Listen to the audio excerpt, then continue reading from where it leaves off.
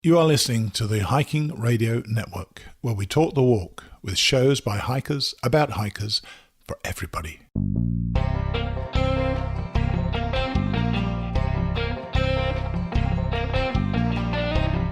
This is the Hammock Hangers Podcast, where we hang out and talk about everything from hammocks and hammock camping to the group hangs from around the country.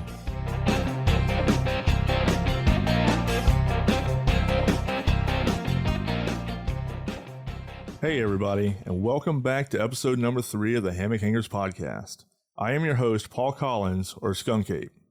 Our guest this week is Heather Beck, or also known as Nanny Skidz. Heather is only about a year into hammock camping, but tells us about how she discovered hammocks and why she will never go back to a tent again. Heather is also one of the organizers of the Palmetto State Hangers in South Carolina and talks about some of the hangs that they do each year. So now, let's get on with our talk with Heather to find out more. All right, everyone. We're here with Heather Beck, or also known as Nanny Skidz. Hey, Heather. How you doing? Doing well. How are you, Paul? Not too bad. Well, I want to welcome you to the podcast. Thanks for having me. Not a problem. So, first thing I have to ask is about your trail name. I'm kind of curious. Nanny Skidz. How did that come about? So that came about on my very first camp out with Palmetto State Hangers. We were doing, it was during the winter time, during a camp out that we call Frozen Butt.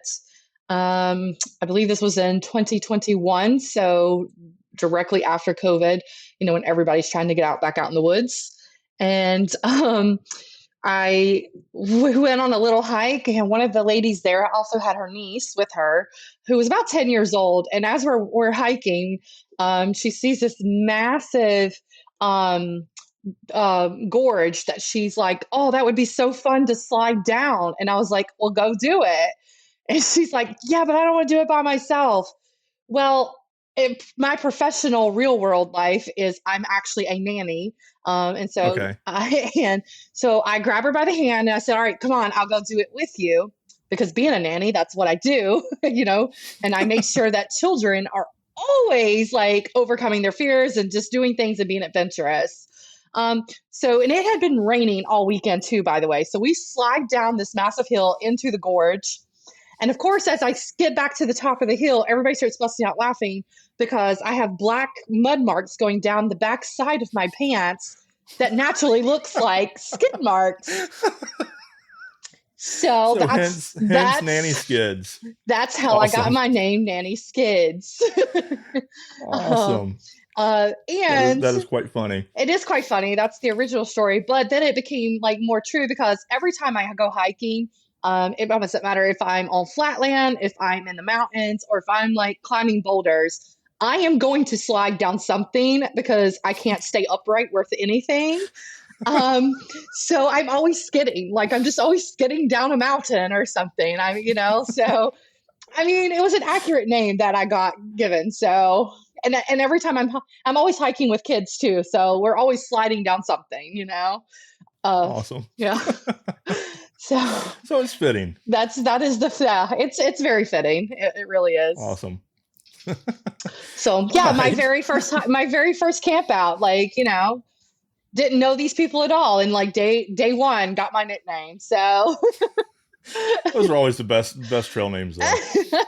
So now talking about your first outing, was that your first hammock outing, or that was not my very first hammock camping experience or sleeping in a hammock experience? Okay, so let's talk about your first one. How you got into hammocking and what your first experience was like. So I can't remember what year it was, but a good friend of mine, her and I were always adventuring together, traveling together, hiking together. We pretty much do everything together.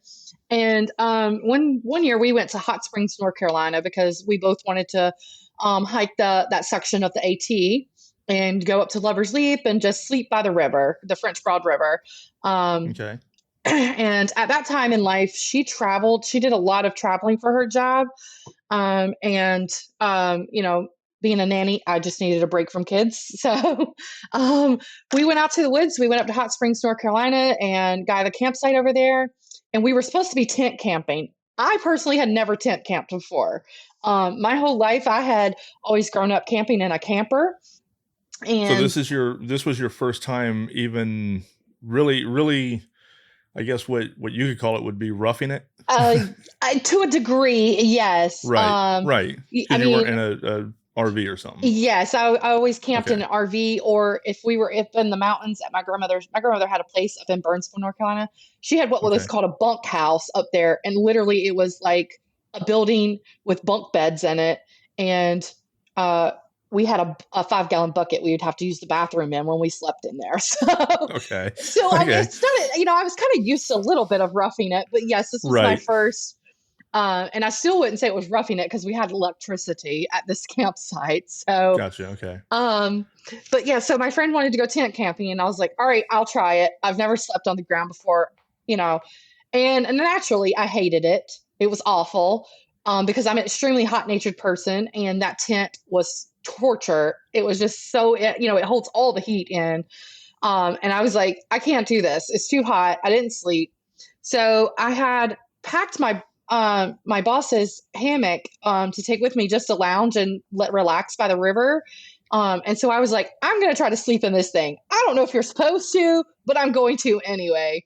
So I grabbed my sleeping bag out of the tent, grabbed my pillow, and I get in the hammock, and it was the best sleep of my life. I was like, I had never slept so good in my entire life. I mean, it was And what kind of hammock was that? it was just one of those El Cheapo. Yeah, well, at the time they were El Cheapos. They're not cheap anymore, but it was the Enus. Okay. And he has like the original Enu. So, Okay. but it was just a lounging hammock. I did not have a tarp. I had nothing. I literally had daisy chains, which I didn't even know that's what they were called at the time. Had daisy chains and the hammock, and that was it. That's all I had, in a sleeping bag, and that's how I slept in it my very first time. So And slept good, huh? I slept like a champ. I was like, I don't hurt, like nothing hurts, like I slept better than I'd ever slept in a bed. So of course, naturally, I come home from that trip and start researching this because it's now piqued my curiosity, So I start Googling it and researching. And of course, if you want to find out anything, you of course look on Facebook, and Yep. so I started digging into Facebook and stuff, and that's how I actually found Palmetto State Hangers. Okay. Was through Facebook on there. And yeah, and as I was looking on their stuff and on like different hammock camping groups and forums, I kept seeing this thing about HangCon. So I got on and I said, I think it was the Facebook group, like Hammock Camping Forums Facebook group. Right. And I was like, what is HangCon? I keep seeing everybody talk about HangCon. What is HangCon? And this is probably around December. And this lady from Palmetto State Hangers reached out to me and said, hey, this is what HangCon is, but if you don't want to go all the way to Florida in 2 weeks, we're also having a hang at Poinsett State Park in South Carolina with our group. You're welcome to join us. So I messaged her back and I said, okay, well, what all gear do I need? Because I have nothing. And she told me. So I ran to REI. I grabbed a complete Enu setup because it was the cheapest thing I could buy right then. I got a whole setup for I think $200, Right. And a couple other little essentials like headlamps, stuff like that I knew I needed. Right. And off to the woods I took off. Didn't know a soul, knew nobody. Walked in with showed up and had 40 strangers there. I had no clue who they were, didn't know anything about them. And I literally walked out of there that weekend earning my trail name and gaining, probably 30, 40 new friends. It was found gaining a new family. Yeah. So I was going to say I just found a whole new family, and it's just evolved from there. So. All right. So your first hammock that you owned was the Eno. Yes. What do you have now? What's your setup now that you prefer? My setup now is Walhalla hammocks. Okay. I have his hammock set. I still use my Enu tarp right now because I haven't got a tarp made. But I have Walhalla hammocks, which is Jason Flowers in Walhalla, South Carolina. I have one of his hammocks that has the bug net that's sewed onto it, all that. I currently still use daisy chains, but I am in the process of changing that whole system out because I really don't like them. I'm the type person too. Like I went and bought my best friend her a complete setup that like this the Mac Daddy of setups that Walhalla Hammocks makes. Before Right. I've bought my own setup, I actually got mine because I won it in a raffle. So otherwise, I would still be in my Enu because I needed to make sure that other people had really good, nice setups before myself. So Is that what you won last year at? What was that? Fall Sprawl. Yes, Fall Sprawl. Yes, yeah. Yes. That's what I have. I remember that. Yes, I was so excited about that too because I remember that. yes. So I have that hammock, and then of course Walhalla Hammocks has made my top quilt and my underquilt, which are bright Jason's yellow. awesome. Yeah, they're bright yellow because one of my other nicknames is Sunshine. So and yellow is my favorite color. So I went with it's like you're not going to miss me. There's no way you can't find me.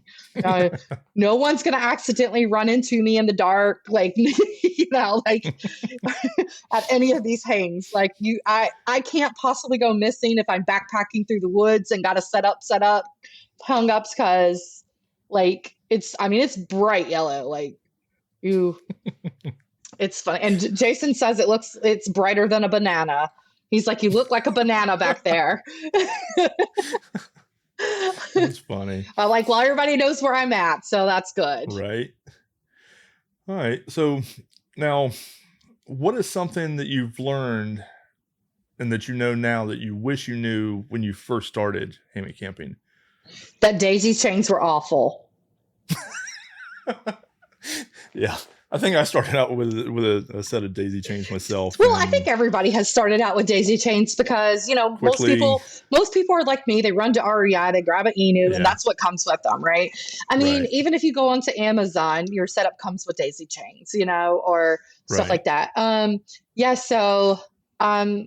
That just to get a different suspension system, that it was because that like half a degree makes a huge difference. Yes. In how you're laying and also whether you're going to have to get up multiple times during the night to pee because your feet are so high, which you can't really adjust properly in daisy chains sometimes. So, what type of suspension are you thinking about going with? I'm still researching that. I'm still learning about the suspension systems because I've only been doing this for a year. So right. I'm literally only a year in on hammock camping. I came in January of 2021. So I guess I'm about a year and a half in. So I'm still very much learning a lot of things, and I'm always asking questions. Yeah, I think I have like 5 different ways that I have stuff. Some of them a lot of them are the same, which is just the webbing, but just the way that I attach the hammock to it is different. Some is like the Dutch buckles, some is with Autumn Ultralights, buckles that she has. I'm a person who likes simplicity. I don't want anything complicated or that takes I see people who have like multiple things hooked together to get and I'm like, that's too much. That's just too much for me. I need quick, easy, throw it around a tree, pull a strap, and we're done. Kind of, I need my ADD. I'm so ADD. Like I would not be able to keep up with like a very complex suspension system. I need something quick and easy.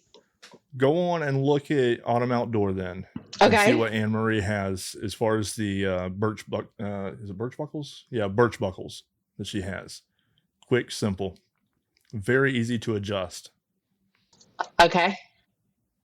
So that would just be the 1-inch webbing with the birch buckles that she has.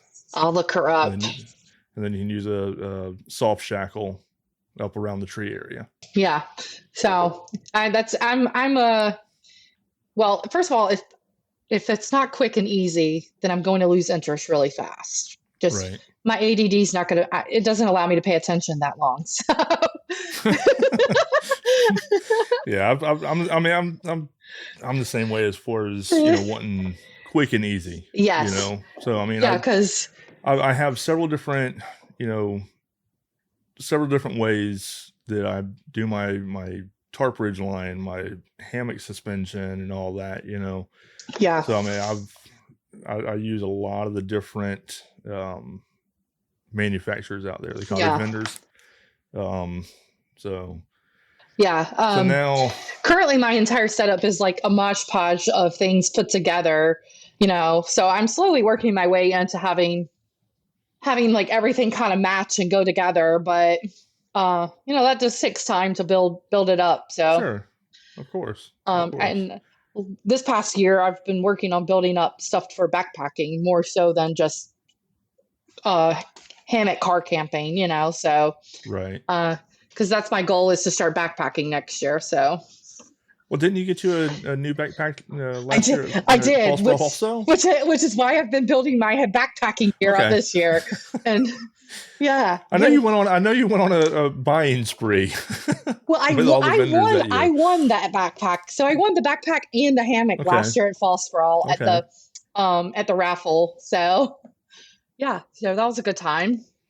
I'm hoping to win. Yeah. I'm hoping to win that Yobo hammock stand this year. I actually just bought one myself. Did you really? I want one, but if I can win it, I would much rather win it than Of course.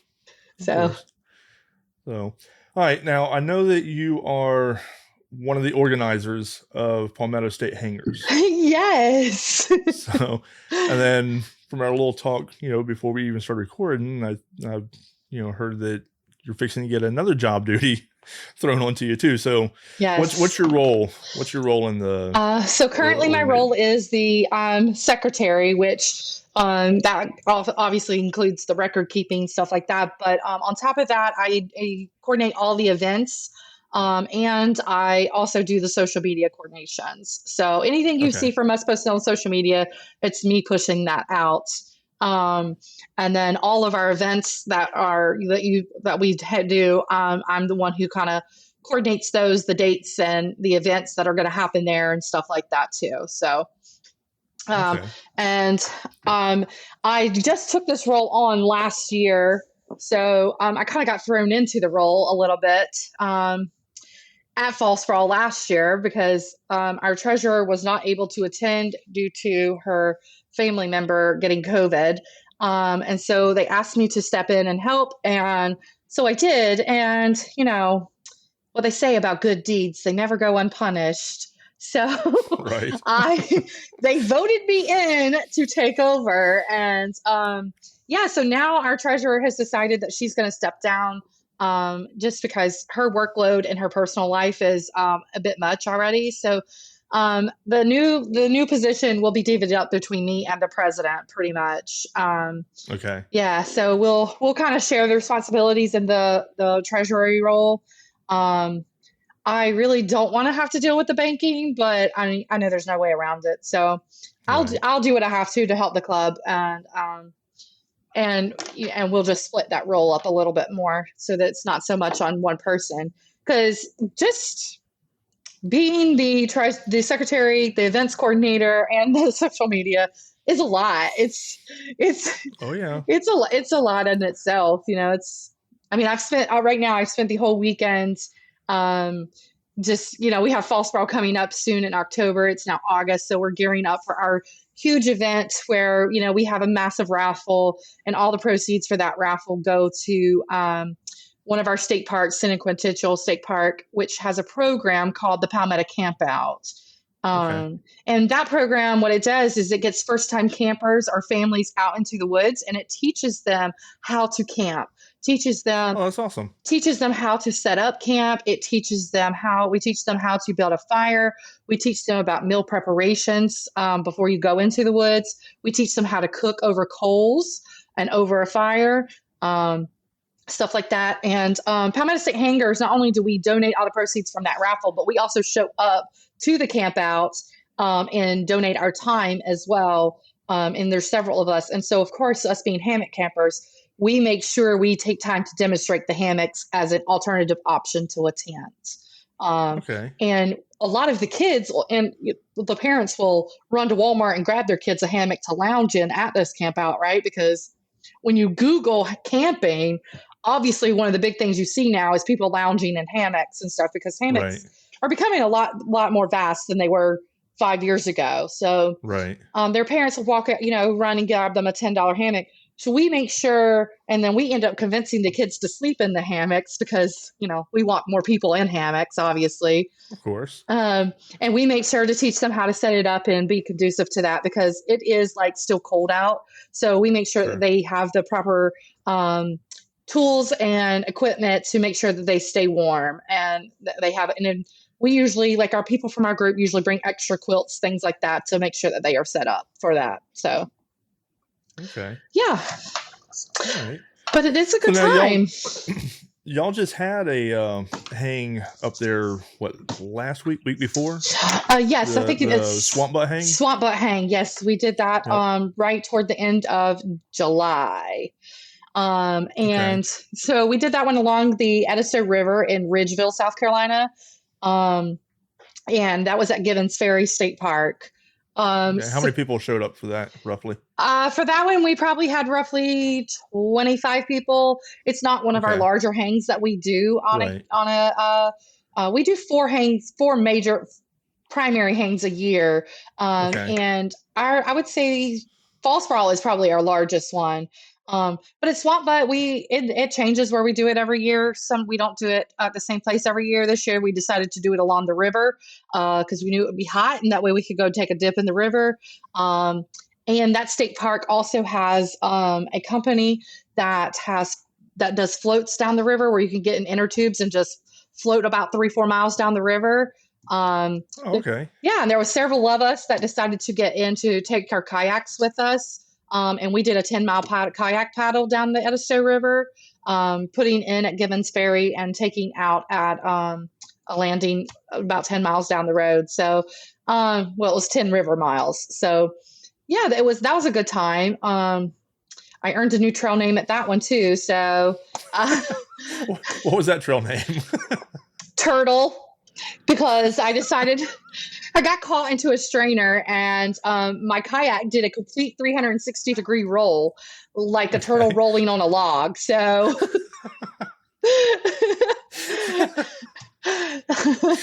oh my goodness! Yes. So what I'm seeing is you're have you ever seen? Pretty interesting to be around. Oh, it's a blast! I mean, I laugh at my own self all day long. I'm not gonna lie. Have you ever seen the meme where like the turtle's sitting on the log and then suddenly the log rolls, but the turtle just keeps staying on it and the log just keeps rolling in circles? Yeah, that's kind of what I look like.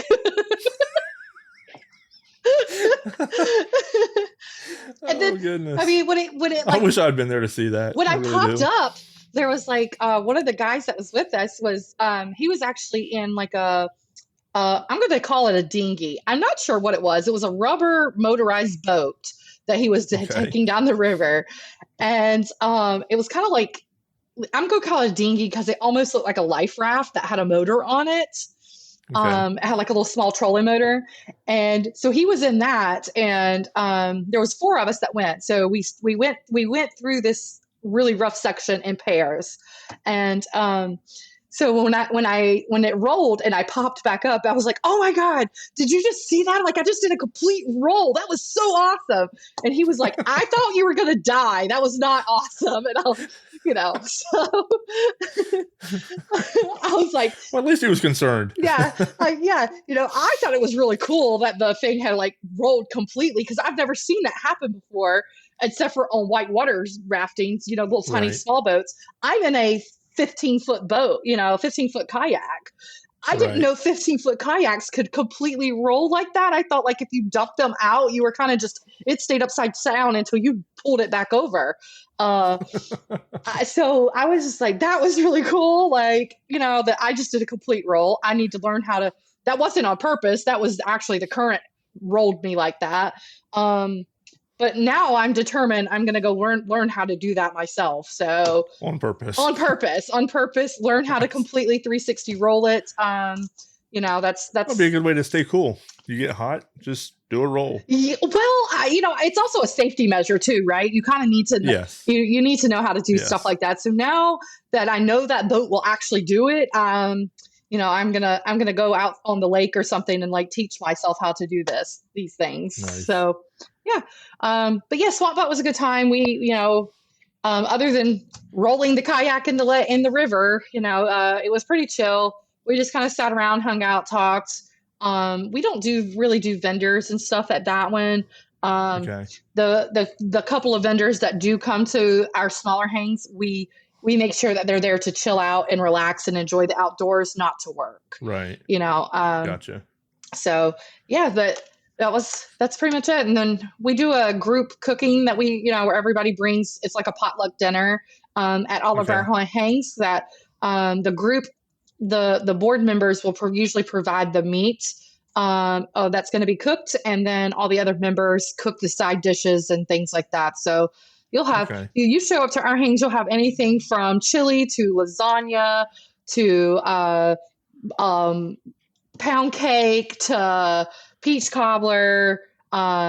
It's become can't forget the midnight bacon though. And our group is famous for midnight bacon. And midnight bacon is not necessarily at midnight either.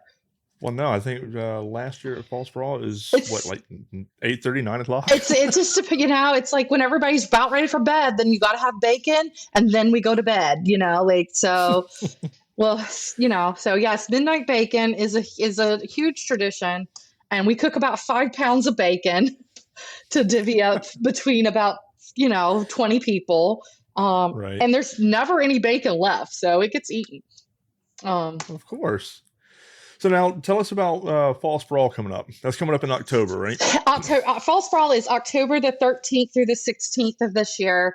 So we're looking forward to it. That's one of our biggest events of the year, as I mentioned earlier. And it will be held at Santee State Park in South Carolina. And that's the same place as last year, right? That is the same place as last year. That is the one hang that we never change. Well, we have 2 hangs that we never change: Fall Sprawl and Frozen Butt. They stay at the same locations every year. Frozen Butt or Fall Sprawl? Yeah, both of them. Fall Sprawl, and then both of them are always in the same location. So we never change those 2 because that is our we just have really great relationships with those parks, and those are and the rangers there. So those are the 2 parks that we continuously support year after year after year. The other ones we do, we just try to change them up a little bit. But anyway, back to Fall Sprawl. Sorry, ADD squirrel. So Fall Sprawl, we will have vendors. We will have a possible cook-off. We haven't quite decided on that yet, but it is possibly going to be a Dutch oven cook-off. I am all for that because I'm all about Dutch ovens. So, and we will also have a raffle going on, a gear raffle going on. And like I mentioned earlier, all proceeds from that raffle are to support the Palmetto camp out program that are, to support the kids getting into the woods and families going out and camping and doing things together. So we make the group itself makes no money off this raffle. We take no proceeds from it. It immediately gets donated to the park that puts on that program. Yes. And then as of right now, I do know our current vendors are Yobo Gear, Wahala Hammocks, Fire and Ice outdoor gear, and possibly Squish Bricks. They are checking their calendar to try to join us this year. And I know if Fire and Ice is going to be there. 803 Outpost Coffee will be there, of course. Yep. Yes. And then I'm really excited about potentially getting Squish Bricks because I love their pillows. I think they have really good products. Yes, they do. And then Barry, also known as Cajun, will be there representing Sierra Madre and a few other vendors. I can't think of who else he represents. He has so many, I can't think of them right offhand. I know. I can't think of them all. I think Tense is one. Tense is one. Tense is one. He represents Yobo, but they'll be there doing themselves. And then, so I know it's Tense. Sierra Madre, I think, is his biggest one that he has. Yeah, it Yeah. is. It is. Yeah, so yep, we'll have it's just going to be a good time. It is directly off of a lake, so if anyone who comes has a boat, they are welcome to bring their boat so they can go boating on the lake. If you have a kayak, you're welcome to bring your kayak to go kayaking. Although sometimes that water is a little choppy. I tried to get in it last year and I was like, nah, I don't think so. Um, there's just It was gorgeous out there though. it is a remember very it. gorgeous place to be. So, And the sunsets out there are just outstanding. I mean, even the sun yes. and the sunrises. And Yep. there's not a spot that you can every spot that you hang at, you'll be able to have pretty much waterfront view of some Yes. sort. It is not 100% primitive. There is toilets there. There are no showers though. So Roughly how many people show up to that one? last year, I think we had 50. And last year was post-COVID, so people were still Right. skittish, stuff like that. So, and we've still seen that somewhat this year with, with people still being a little skittish and gun shy to come out in large crowds. But we're hoping to have 75 to 100 this year. Okay. In the past, pre-COVID, everything's time dated pre or post-COVID nowadays. But pre-COVID, I am told prior to me joining the group, they used to have anywhere from 100 to 200 people. That it was almost as big as HangCon at one point. So we're hoping to build it back to that and get just get people back out there. Yeah. Well, me and AJ and Yeah. and the rest of them, we'll all be up there. We're excited to have you guys. So. We're so excited for the Florida crew. That's what we just call y'all. We call y'all the Florida crew. The Florida crew, yeah. Well, we really enjoyed it last year, so we're definitely gonna be back. I think that's one reason I thoroughly enjoy the hammock camping world is because you meet people from all walks of life, and Yes. if you can't tell, I'm a pretty bubbly personality, and I don't think I've ever met a stranger in my life. Like I recently, this past summer, went to Ireland. I was in Ireland for 14 days. And every single where I went, I literally sat down. Like I found somebody to talk to. Like I would just walk into a pub. I would walk into a pub all by myself because my girlfriend who I went with maybe like was taking a nap before dinner or something. And so I would go into a pub to sit down, have a drink, and I would just like sit there for 3 hours, just like talking to random people about all kinds of things. So that's one thing I love about the hammock camping world is you're always meeting new people. You're always learning things about different parts of the world and how things work, especially for me as a Southern girl who was born and raised in South Carolina. And I had never stepped foot outside of South Carolina until my adult life.